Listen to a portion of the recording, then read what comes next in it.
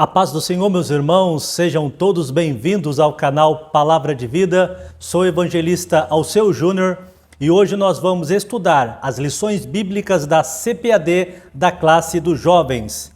Mas antes, porém, quero pedir para você, inscreva-se aqui no nosso canal, ative o sininho das notificações, assim quando nós postarmos algum conteúdo novo no canal, você saberá de antemão. E também peço a você que compartilhe esta videoaula com outras pessoas para que este vídeo alcance o maior número de pessoas. Conto com a sua ajuda em nome de Jesus.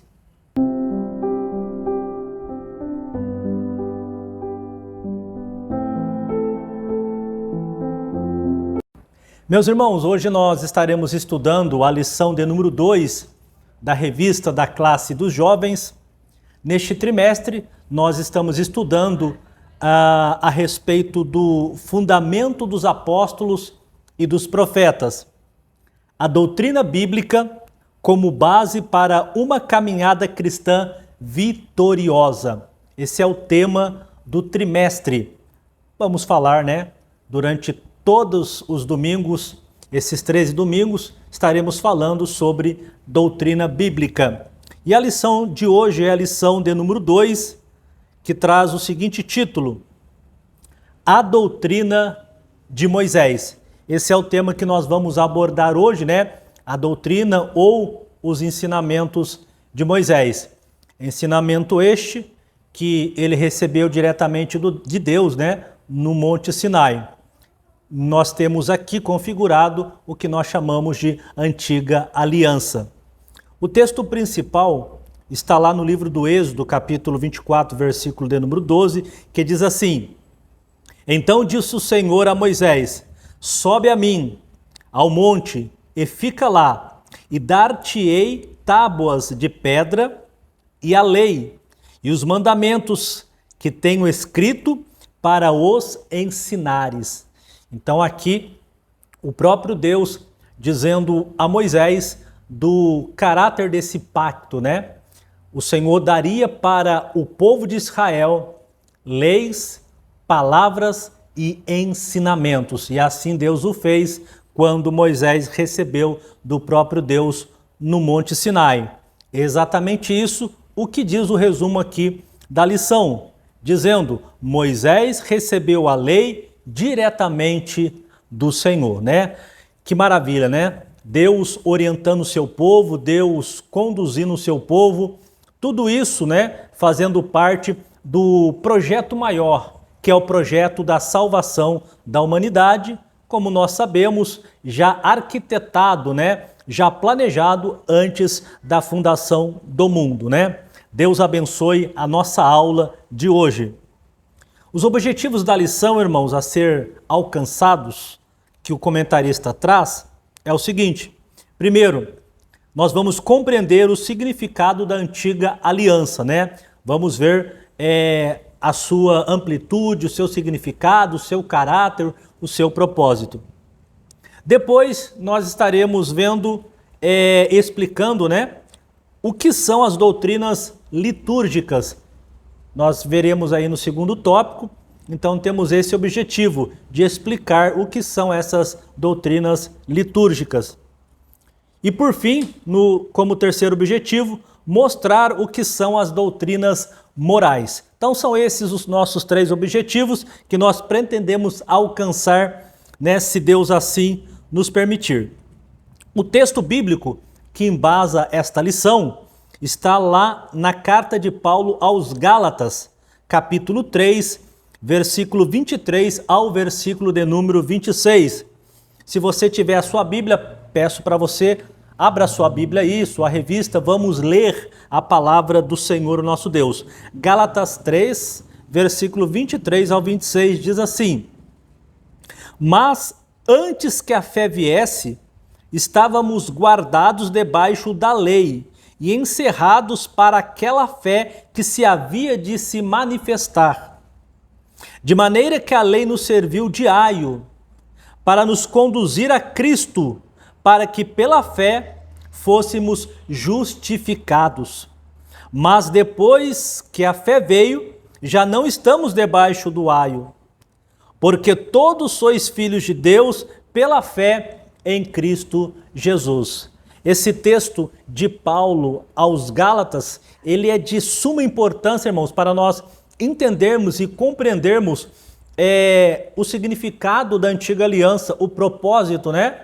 E nós vemos aqui pelo texto bíblico que nós acabamos de ler, que o antigo pacto, né, a lei, a antiga aliança, ela teve um caráter pedagógico, ou seja, ela foi utilizada como aio, como condutor até Cristo Jesus. Até porque nós vamos ver aqui durante a lição que o antigo pacto, né, muitas das coisas que Deus trouxe para o povo de Israel apontava para uma realidade maior, ou seja, eram sombras daquilo que haveria de vir. Então, a antiga aliança, ela cumpriu o seu propósito como aio, conduzindo até Cristo, que é a realidade e que cumpriu-se o que o Velho Testamento prefigurava da pessoa de Jesus Cristo. E vindo Jesus, isso se cumpriu. Maravilha? Esse texto é bastante elucidativo para todos nós. Vamos agora, irmãos, aqui na nossa introdução, e a introdução vai dar para a gente um panorama do que nós vamos ver aqui durante todos os tópicos. Nesta lição, nós vamos tratar a respeito do propósito e do valor da doutrina, ou seja, a doutrina dada a Moisés, o ensinamento dado por Deus a Moisés. Nós vamos ver durante essa lição qual é o propósito, ou qual foi o propósito e o valor dessa doutrina. Vamos aqui então fazer uma reflexão a respeito da doutrina de Moisés. Então é sobre isso que nós vamos falar nesta aula, né? E tudo isso faz-nos entender, né, que trata-se da antiga aliança. Então é sobre essa perspectiva que nós vamos discorrer aqui durante toda esta aula. O tópico 1 da lição, irmãos, vai falar justamente sobre a antiga aliança. E no subtópico 1, nós vamos destacar compreendendo o termo. A expressão antiga aliança, ela se refere a uma parte importante do plano divino na história.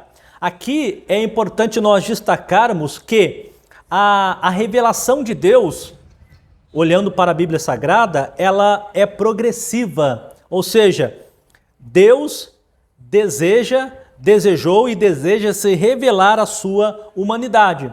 Só que a revelação de Deus, irmãos, ela não foi tudo de uma vez. A revelação de Deus, ela foi progressiva. Um exemplo disso, né? Talvez você vai se recordar, quando lá no Antigo Testamento, no livro do profeta Daniel, o Senhor mostra revelações para Daniel, revelações futuras, né? Revelações escatológicas.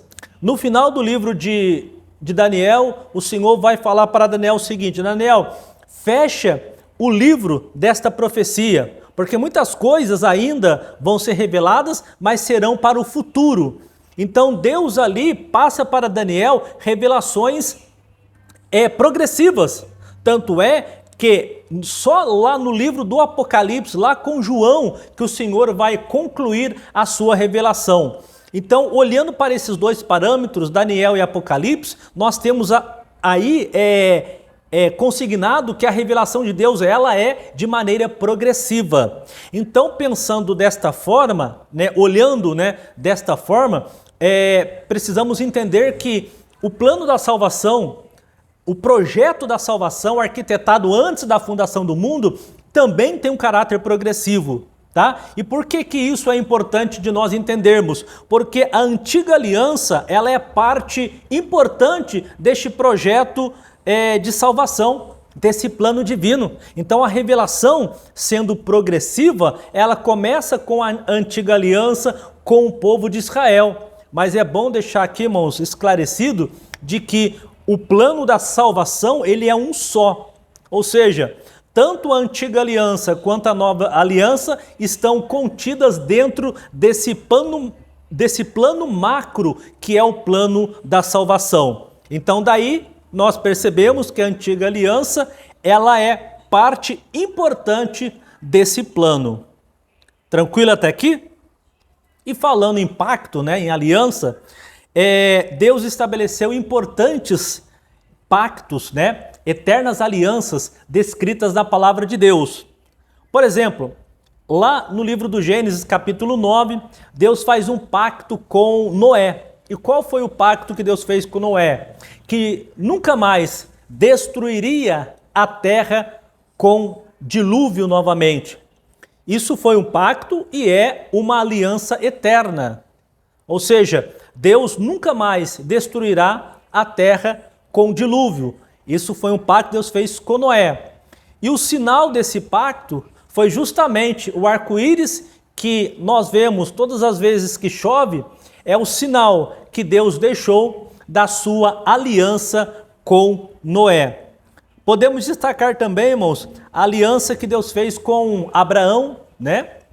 E ligando-se a Abraão, também a aliança que Deus fez com o próprio povo de Israel, através de Moisés no Monte Sinai. E qual seria o sinal desse pacto que Deus fez com Abraão e que Deus fez com o povo de Israel, uma vez que Israel descende de Abraão?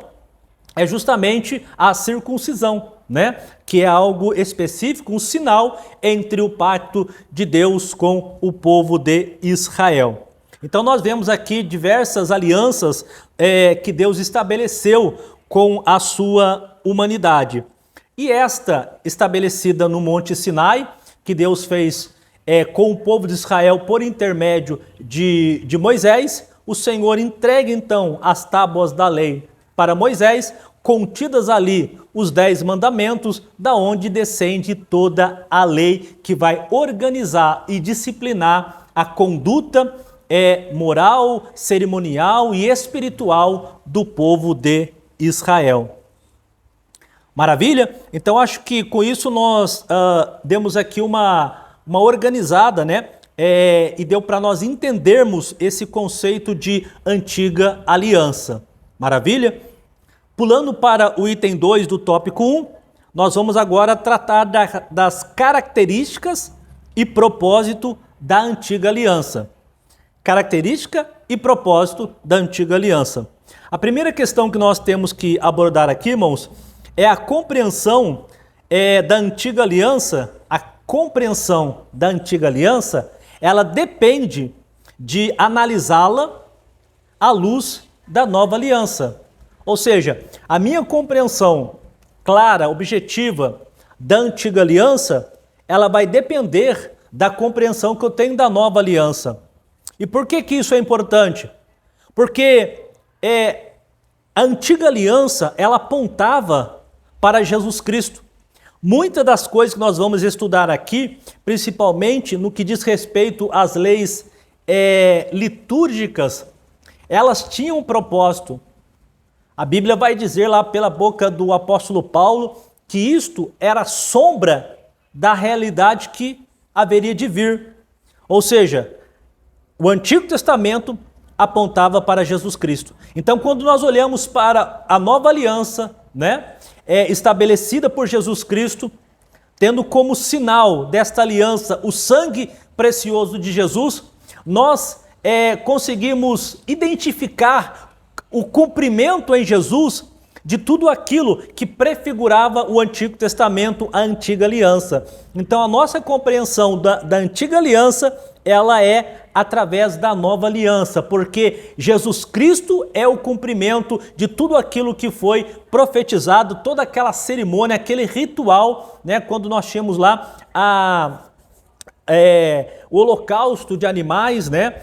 Isso já apontava para o sacrifício perfeito de Cristo na cruz do Calvário. Então a nossa compreensão da antiga aliança, ela deve ser feita compreendendo aqui a nova aliança, ou seja, o cumprimento em Cristo Jesus. A abordagem que o Novo Testamento faz da antiga aliança é feita por meio da comparação de ambas as alianças, né? Nós temos, por exemplo, lá na carta aos Hebreus, a carta aos Hebreus, ela apresenta uma comparação entre a antiga e a nova aliança. E essa comparação, irmãos, que o escritor aos Hebreus faz da antiga aliança e a nova aliança, nós podemos ver lá já no começo, né, do livro do escritor aos Hebreus, quando lá, né, o autor diz o seguinte: havendo Deus antigamente falado muitas vezes e de muitas maneiras aos pais pelos profetas, a nós falou-nos nesses últimos dias pelo Filho, né? Então nós temos aqui que assim como Deus antigamente falou por meio dos seus profetas, né, por meio dos seus servos, na antiga aliança, na nova aliança, agora ele passa a falar por intermédio do seu Filho, né? Então nós vemos aqui o escritor fazendo a comparação dessa comunicação de Deus, né, tanto na antiga aliança quanto na nova aliança. Acerca dessa antiga aliança, irmãos, esse mesmo texto, ele apresenta as suas principais características, né? Primeiro, os homens foram seus instrumentos. Ela foi externa. Ela dependeu de tomar uma forma por meio de cerimoniais e foi representada por símbolos, né? Então, são essas as características que nós vemos da antiga aliança, né? Principalmente nas leis que nós vamos estudar daqui a pouco, chamadas litúrgicas ou cerimoniais, havia muitos símbolos que apontavam e representavam para alguma coisa que haveria de vir, né? Então, tudo isso nós conseguimos identificar olhando lá para o Antigo Testamento. Sendo assim, por meio da antiga aliança, Deus firmou um relacionamento com o seu povo, preservando-o de possíveis contaminações enquanto os israelitas aguardavam uma nova aliança. Então, toda essa orientação, ensinamento de Deus, né, é prova de amor do próprio Deus para com seu povo Israel. A forma de Deus determinar para o povo de Israel, cuidando inclusive até da sua própria alimentação e de outros rituais que traziam o povo mais próximo do seu Criador, era uma maneira de que o povo ficasse conectado com o seu Criador, a preocupação que Deus tinha com aquele povo. Então, todos os rituais, as cerimônias, né, a parte alimentar e até mesmo, né, as leis morais, elas tinham esse propósito dentro do plano macro da salvação, conduzir, né, este povo até a chegada da nova aliança que viria a ser estabelecida na pessoa de Cristo Jesus, né? Então aqui nós vemos essas características, né, e o propósito da antiga aliança. Agora no item 3, irmãos, do tópico 1, nós vamos falar sobre a relação entre a antiga aliança e a nova aliança. Nós vamos aqui relacionar uma coisa com a outra, né?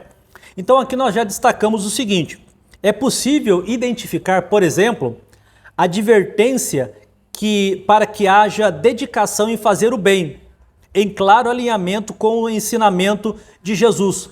Então, essa advertência em fazer o bem, estabelecido na lei, no antigo pacto, nós vemos isso correlacionado também na nova aliança, né? Ou seja, no novo pacto, nos ensinamentos de Jesus, como se pode observar lá no Evangelho de Mateus, no capítulo 5, o versículo 38 ao 48. Esse mesmo preceito lá do Antigo Testamento, da Antiga Aliança, nós vemos também prefigurado lá no Novo Testamento.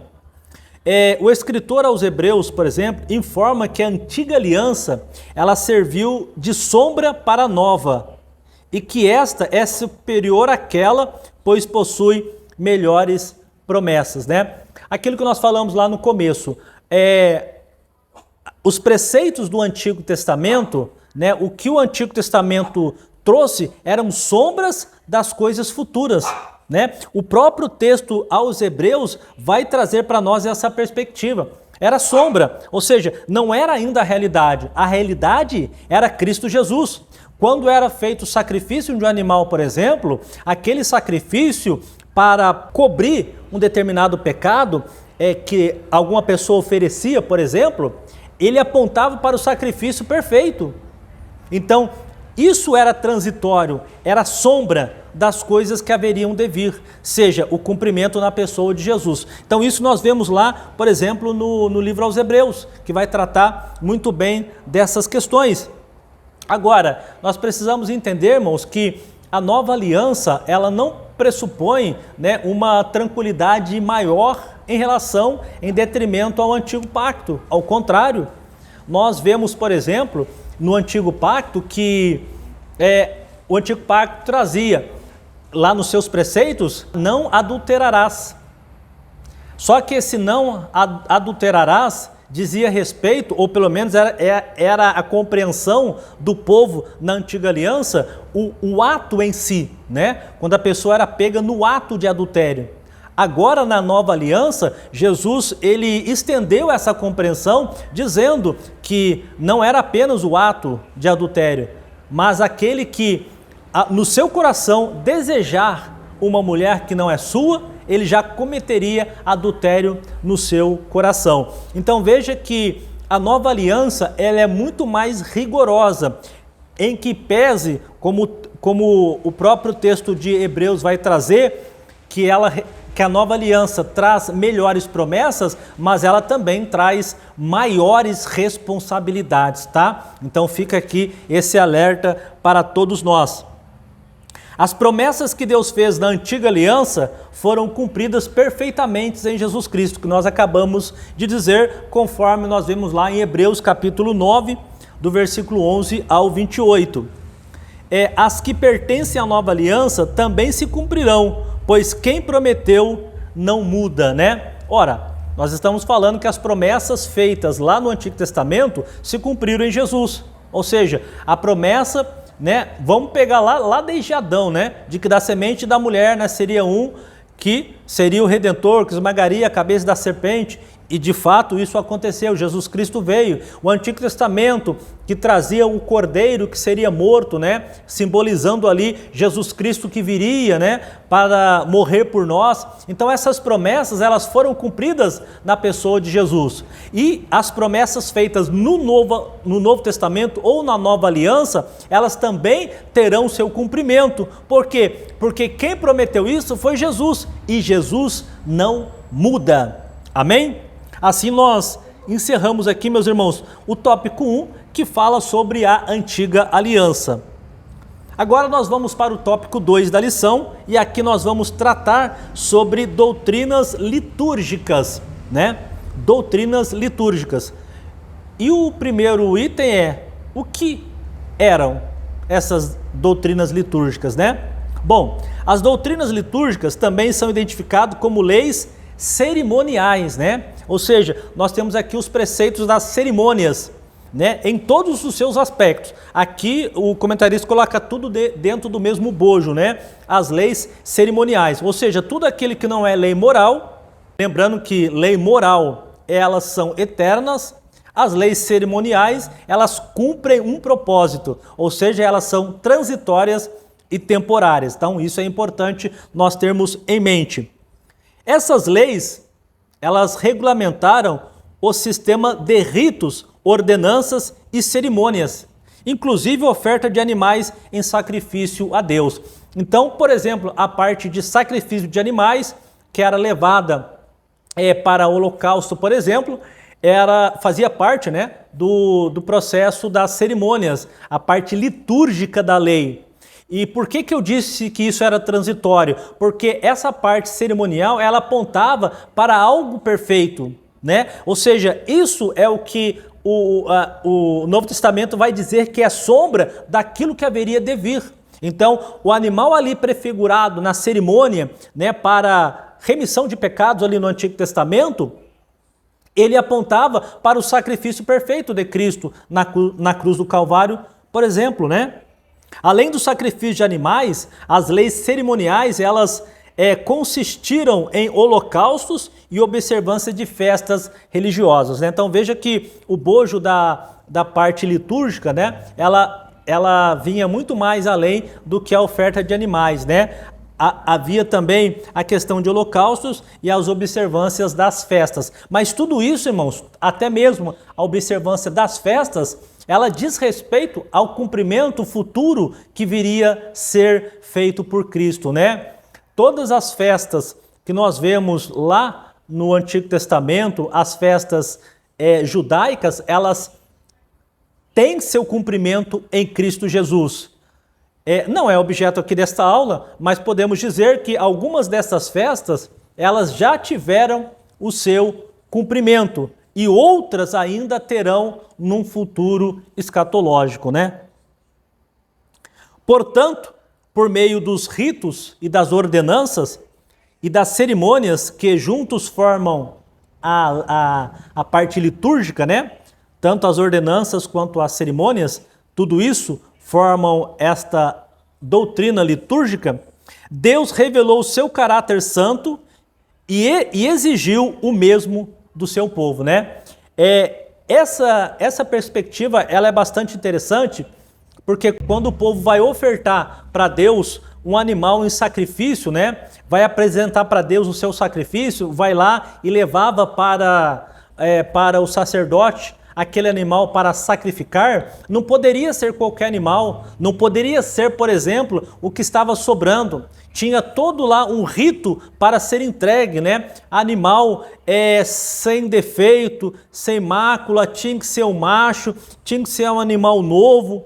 Então tinha alguns pré-requisitos. E por que, irmãos, que a cerimônia trazia isso daí? Porque o nosso Deus é santo, o nosso Deus é perfeito. Ele exige do seu povo sempre o melhor. Sempre o melhor. Olha só que interessante. Nós temos aqui um texto. Eu gostaria que você abrisse a sua Bíblia comigo. Lá no livro de Malaquias. Já que nós estamos falando dessas ofertas, né? Desse ritual. E Deus exigia sempre o melhor do seu povo, porque Deus tem um caráter santo e queria que o seu povo também tivesse esse caráter santo. Ou seja, essa questão de sempre apresentar o melhor para o Senhor nosso Deus. Olha só o que diz aqui Malaquias capítulo 1, versículo de número 6 a seguir. Malaquias capítulo 1, versículo 6 a seguir. Preste atenção. O filho honrará o pai e o servo ao seu senhor. E se eu sou pai, onde está a minha honra? E se eu sou senhor, onde está o meu temor? Diz o Senhor dos exércitos a vós, ó sacerdotes, que desprezai o meu nome e dizeis, em que desprezamos o teu nome? Agora o Senhor vai responder, né, a esses, em que eles estavam desprezando o nome do Senhor. Versículo 7. Preste atenção. Ofereceis sobre o meu altar pão imundo, e dizeis, em que te havemos profanado? Nisto que dizeis, a mesa do Senhor é desprezível. Porque quando trazeis, olha, presta atenção, porque quando trazeis animal cego para o sacrificardes, não faz mal? E quando ofereceis o coxo ou o enfermo, não faz mal? Ora, apresenta-o ao teu príncipe, terá ele agrado de ti? Ou aceitará ele a tua pessoa? Diz o Senhor dos exércitos. Então veja que Malaquias profetiza, né, contra a cúpula sacerdotal, justamente por estar oferecendo a Deus algo impróprio, né? Ou seja, um sacrifício impuro, imperfeito. Então essa parte da cerimônia trazia esse caráter santo de Deus, e Deus queria que o seu povo também tivesse esse mesmo caráter santo. Ok? Maravilha? Nós vamos agora para o segundo item aqui do tópico 2, falando agora com relação ao propósito das doutrinas litúrgicas. Nós falamos o que eram essas doutrinas litúrgicas, né? E agora nós vamos falar sobre o propósito dessas doutrinas litúrgicas. A liturgia cerimonial tinha o propósito, né, de fazer com que o povo concentrasse a sua atenção a Deus, né? Isso realmente era o propósito, né, que a gente observa quando olha o Antigo Testamento. do caráter das leis cerimoniais, porque o povo tinha que seguir lá, né, todo um ritual. E isso, né, fazia com que o povo se concentrasse a sua atenção em Deus, né, em saber que para sacrificar a Ele precisava estabelecer determinados procedimentos. Então nós vemos aqui já o primeiro propósito da lei cerimonial, que era que todo esse ritual, toda essa cerimônia, eu estou falando aqui de oferta de sacrifício, é o que comumente vem à nossa mente, né? Mas poderíamos falar das festas, por exemplo, né? Das festas judaicas, também o mesmo caráter, para que o povo concentrasse a sua atenção em Deus, né? Podemos falar também de outras partes da liturgia, mas todo com o mesmo caráter, que o povo concentrasse sua atenção a Deus. E esse propósito pode ser, né, dividido da seguinte maneira, né? Nós temos aqui 4 propósitos, né, relacionados à lei litúrgica. A primeira proposta aqui, trazida pelo autor, é em relação a ele. O que nós podemos destacar aqui deste primeiro propósito? É que as cerimônias que envolviam o combate, por exemplo, a impureza, tiveram o propósito de indicar o meio de resgate da posição do homem diante de Deus. Ou seja, o homem pecou, né?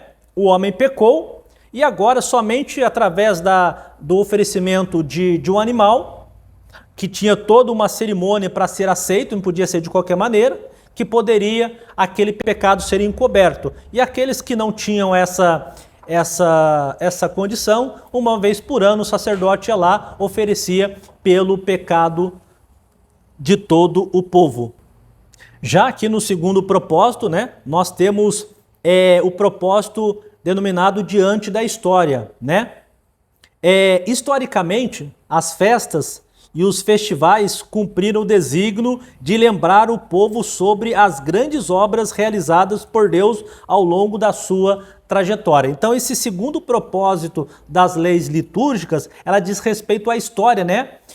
As festas, por exemplo, quando Deus tirou o povo do Egito, o Senhor determinou que o povo lá comemorasse a Páscoa. E a partir disto, né, sempre em determinada data, o povo sentava para comemorar a Páscoa. E a Páscoa tinha essa conotação de lembrar essa saída do povo lá da terra do Egito. Então, essa liturgia, né, das leis litúrgicas, das leis cerimoniais, que neste caso nós estamos falando através da festa, né, no caso aqui da Páscoa, ela tinha esse caráter, né, de lembrar do que Deus fez na trajetória do povo. Então esse segundo propósito aqui é o propósito que diz respeito à história, né, ou seja, as cerimônias, a parte litúrgica, no caso dessas festas, tinham esse condão de trazer à memória do povo tudo que o Senhor Deus fez para este povo, né? E o terceiro propósito aqui diz respeito aos outros povos, né? Veja, na relação com outros povos, o objetivo foi o de distinguir o povo de Deus dos demais povos por meio de restrições alimentares e o uso de roupas diferentes. Então esse terceiro propósito aqui diz respeito aos outros povos, ou seja, quando Deus estabelece para o povo judeu uma regra alimentar, é porque Deus estava com isso distinguindo aquela nação das outras nações. Tanto é que um dos propósitos de Deus para o povo de Israel era, além de ser nação sacerdotal, Deus queria que o povo de Israel fosse um povo santo. O que é um povo santo? Um povo separado. Então esse terceiro propósito aqui das leis litúrgicas diz respeito aos outros povos. Havia essa parte litúrgica dos alimentos, por exemplo, né? Tinha lá determinados alimentos que o judeu não poderia comer. fazia parte, né, do regramento que a lei trazia a respeito de vedações alimentares. Isso era o que o Senhor estabeleceu como distinção de Israel para com os demais povos, né? E também o que diz respeito às suas vestimentas, né? De igual modo, para distinguir este povo dos demais povos, né? E o quarto propósito aqui da lei litúrgica diz respeito ao futuro, né? Quanto ao futuro deste povo. Finalmente, as leis, como a guarda do sábado, a circuncisão, a Páscoa, a redenção do primogênito, projetavam o futuro, indicando a vinda do Messias, né? Então, partes da lei cerimonial, ela também dizia respeito ao futuro, né? E esse futuro seria cumprido na pessoa de Cristo Jesus, né? Nós citamos, por exemplo, aqui a Páscoa, que foi cumprida em Jesus Cristo, né? A redenção dos primogênitos, que foi também cumprida em Jesus Cristo. Então, nós temos aqui esse propósito também da lei cerimonial, projetando o futuro, né? Ou seja, parte do que a lei cerimonial trazia, ela prefigurava também aquilo que haveria de vir no futuro, né? O cumprimento perfeito, a realidade perfeita na pessoa de Cristo Jesus. Então aqui, irmãos, nós trabalhamos no item 2 o propósito da lei litúrgica. E agora o tempo de operação, né? Nós falamos anteriormente que as leis morais são eternas, mas as leis cerimoniais, elas são transitórias. Elas são temporárias porque elas foram feitas para uma finalidade, né? Elas são sombras de uma realidade e a partir do momento que a realidade se estabelece, esta sombra deixa de existir. Então no item 3 nós vamos trabalhar justamente a questão do tempo de operação. O prazo de validade das doutrinas litúrgicas, ao chamá-las de sombras das coisas futuras, como nós vemos lá em Colossenses 2,17, até convido você para nós lermos, na carta de Paulo à igreja de Colosso, vamos abrir lá, Colossenses, capítulo de número 2, versículo 17, vai dizer o seguinte para nós. Vamos ler o 16, né, para nós entendermos melhor, e depois estaremos lendo o 17. 16 diz assim: portanto, ninguém vos julgues pelo comer ou pelo beber, ou por causa dos dias de festa, ou de lua nova, ou de sábados, que são sombra das coisas futuras, mas o corpo é de Cristo, né? Então nós temos aqui e fica claro para a gente que essa parte cerimonial, ela era transitória, né? Se ela era sombra, uma vez vindo a realidade, então nós temos aqui essa convicção de que elas são transitórias, né? Então, quanto à operação, nós já entendemos aqui que as leis litúrgicas, elas são temporárias, elas são transitórias porque elas são sombra, né? A Bíblia sugere, por exemplo, né, um tempo limite de atuação determinado pela chegada daquilo que ansiosamente aguardava, né? Ou seja, a pessoa de Jesus. E aí nós temos aqui uma pergunta, né, aqui na nossa lição. Por isso, até quando essas doutrinas vigoraram? Quando e por que deixaram de existir? Né? É o que nós estamos vindo trabalhando aqui, né? Essas leis litúrgicas, elas tiveram o condão de nos guiar, né? No caso, dentro do projeto maior de salvação, de guiar o povo até Cristo Jesus. Ou seja, ela serviu como aio para conduzir o povo até Cristo, que era a realidade. Então, poderemos responder a essas questões que essas vigoraram até Cristo, né?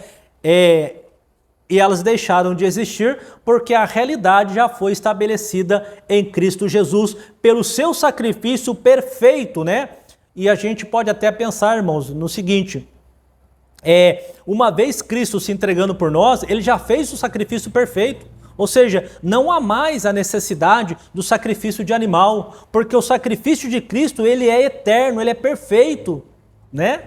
Então daí a gente tem essas respostas dessas questões trazidas aqui, né, no item 3 do tópico 2, a respeito de até quando essas leis vigoraram, né? E nós falamos até Cristo, e elas deixaram de existir porque Cristo estabeleceu a realidade. Cristo, a realidade destas que eram sombras. E a gente já falou que essas leis cerimoniais apontavam, né, para Cristo Jesus, para a sua morte vicária lá na cruz do Calvário. Assim nós vencemos aqui o tópico 2, né? Falamos aqui sobre a parte litúrgica da lei. Agora nós vamos para o terceiro tópico, falando das doutrinas morais.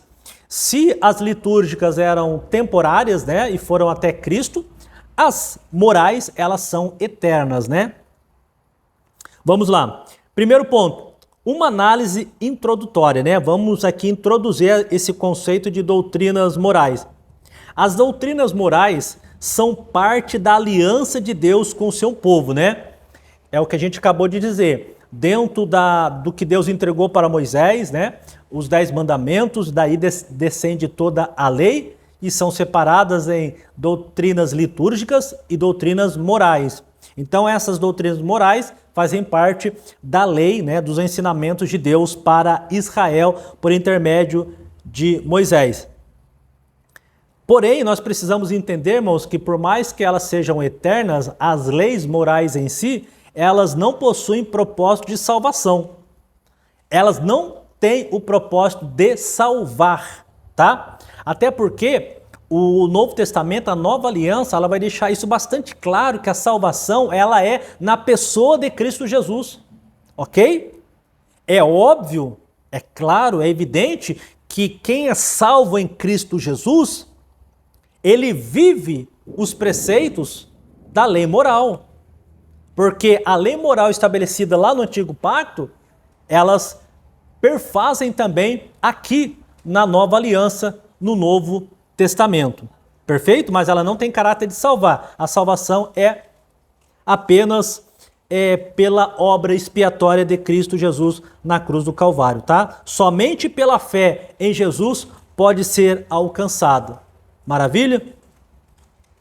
Contudo, né, nós já falamos, elas são perfeitas, eternas e imutáveis. Um exemplo, por exemplo, quando a Bíblia diz não matarás, lá no Antigo Testamento, é um preceito moral.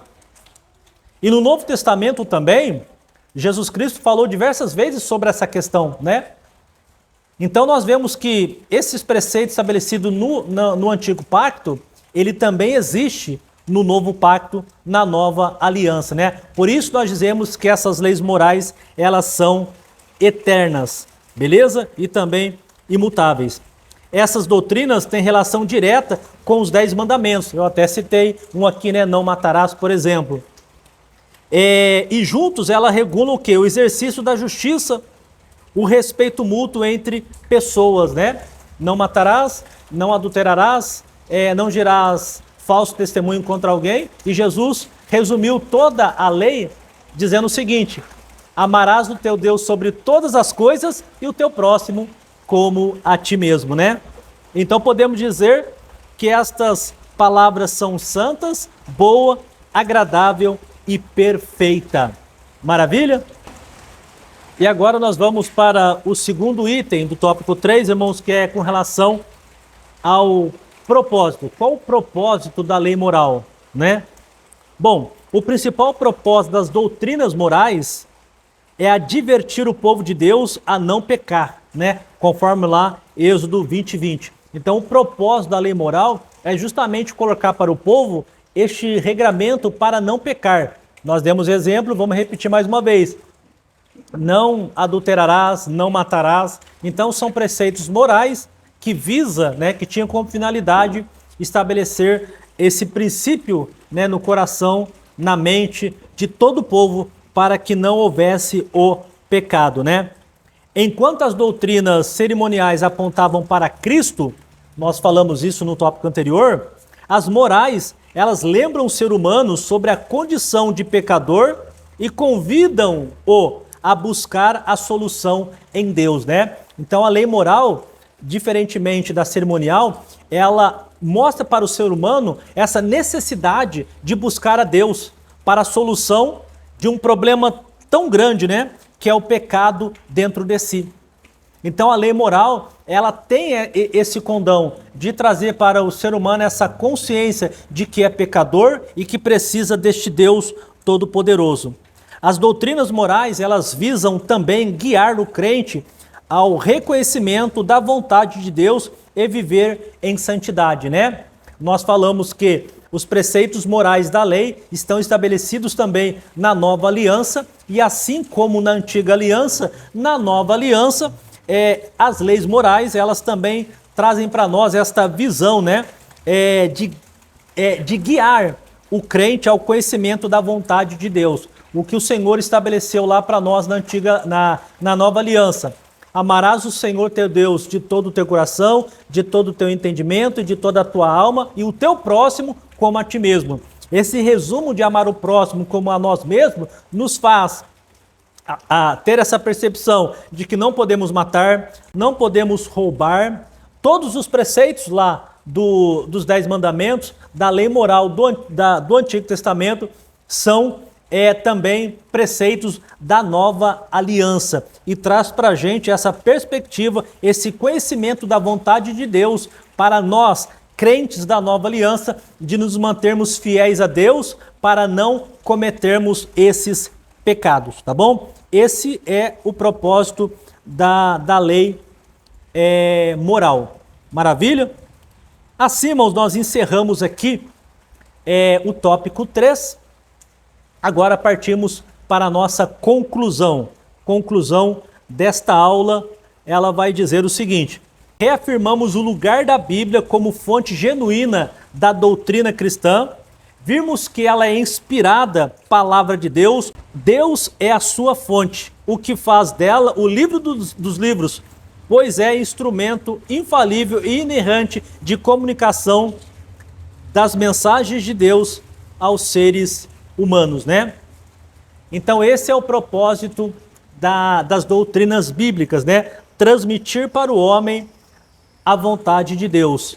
Assim Deus fez na antiga aliança, com os ensinamentos a Moisés, com a doutrina dada diretamente de Deus para Moisés, para que pudesse conduzir o povo, entendendo que essa antiga aliança, ela faz parte de um projeto maior do Senhor nosso Deus, que é o plano da salvação, do qual a antiga aliança é parte desse todo. Ela serviu como aio até Cristo Jesus, no que diz respeito à parte cerimonial, e a parte moral são eternas, imutáveis, embora ela não salva em si só, porque a salvação é somente em Cristo Jesus, mas todo salvo tem a consciência de que deve observar as leis morais que foram descritas por Cristo também na nova aliança. Amém? Meus irmãos, chegamos agora ao final aqui da nossa lição. Se esta aula foi bênção para você, eu já peço para que você deixe aqui o seu like, compartilhe este vídeo, se inscreva aqui no nosso canal. Assim você nos ajudará a transmitir esta palavra a mais pessoas. Amém? Deus abençoe a sua vida, Deus abençoe a sua aula, professor, Deus abençoe a você, jovem, que está conosco até agora. Amém? E até a próxima, meus irmãos, se Deus quiser.